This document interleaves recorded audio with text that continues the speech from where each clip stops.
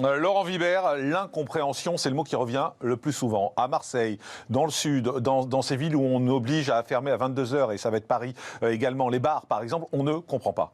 Alors on ne comprend pas puisqu'il y a des postures différentes. Là encore, il y a un élément qui est fondamental et qui est pris en compte dans la gestion de crise, dans la communication de crise, c'est qu'il faut s'adapter aussi au local, au territorial, et qu'une mesure globale ne peut pas être appliquée puisqu'elle ne sera pas comprise. Donc pédagogie, mais aussi adaptation à la situation. Et quand on voit et qu'on demande justement à des restaurateurs de fermer, mais que les rames de métro ou de bus sont bondées, il y a forcément une incompréhension. Et c'est là-dessus, je pense qu'il faut que le gouvernement joue beaucoup plus finement, c'est-à-dire donner une raison, donner un effet, donner du sens à sa communication, puisque c'est une communication politique, mais qui s'adapte, on l'a vu avec le professeur, à de la médecine, et qu'il est toujours difficile de prendre des mesures globales. C'est donc là un exercice très difficile. Je reprendrai une citation dans un film de Jean Renoir, qui dit ce monde a ceci d'effroyable, c'est que chacun a ses raisons. Et là aussi, on peut le voir, les restaurateurs, les gens du spectacle, l'ensemble de la population française a ses attentes, a ses besoins, a ses exigences, mais il y a celle qui est la plus importante à nos yeux et à mes yeux, c'est celle de la santé publique. C'est un équilibre très difficile à tenir, et ça, c'est vraiment la décision qui est dure en matière de gestion de crise. Laurent Vibert, il y a cette grogne, malgré tout, qui monte. Est-ce qu'elle est dangereuse pour le gouvernement, cette grogne?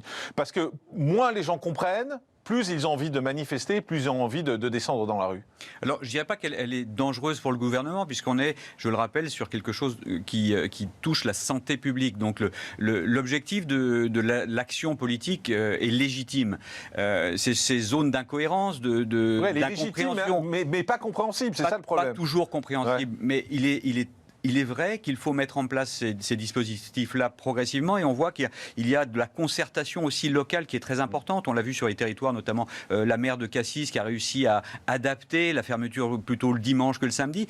Mais on ne comprend pas, c'est les questions, et même sur les réseaux sociaux où on voit ces reprises-là. Ah oui, mais alors le virus s'arrête à 22 heures. Ouais, on touche du doigt la difficulté de la gestion de cette crise depuis, je rappelle, ça fait 9 mois quand même qu'on est en crise. On va s'habituer, on nous dit de vivre avec le virus, et on n'arrive pas à trouver le modèle, puisqu'il n'y a pas de modèle adaptable. On est dans une crise qui est évolutive, et là où on prévoyait au mois de mai la fin de cette pandémie, elle est présente et il faut l'accompagner.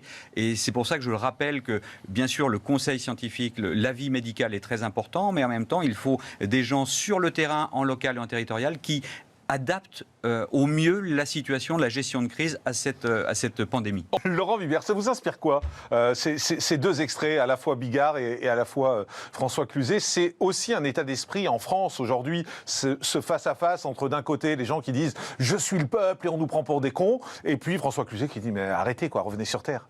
Alors c'est assez consternant à titre personnel, mais ce qu'il faut noter, c'est qu'en matière de communication, et là pour le coup de communication de crise, on est vraiment dans « j'aime, j'aime pas ». I like, I don't like. C'est ce qu'on retrouve sur les réseaux sociaux. On l'évoquait avec votre invité tout à l'heure de RCA Factory.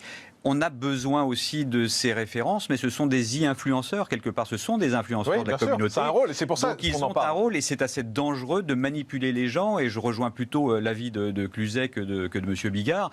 Et je rejoins l'avis du professeur. Oui, il faut peut-être consulter à un moment donné, puisque c'est dangereux. Mais vous pensez qu'il ne représente personne? C'est ça le risque. Le risque, c'est qu'il y a des gens qui disent il a raison. Il peut fédérer, mais bien sûr que, et j'imagine que si l'on faisait une analyse sur les réseaux sociaux de son compte, on va trouver des gens qui ont adoré sa prestation. Mais c'est le danger, puisqu'on est dans un anonymat souvent sur ces réseaux sociaux, et qu'en matière de gestion de crise et de communication de crise, il faut être vigilant sur l'utilisation justement de ces réseaux.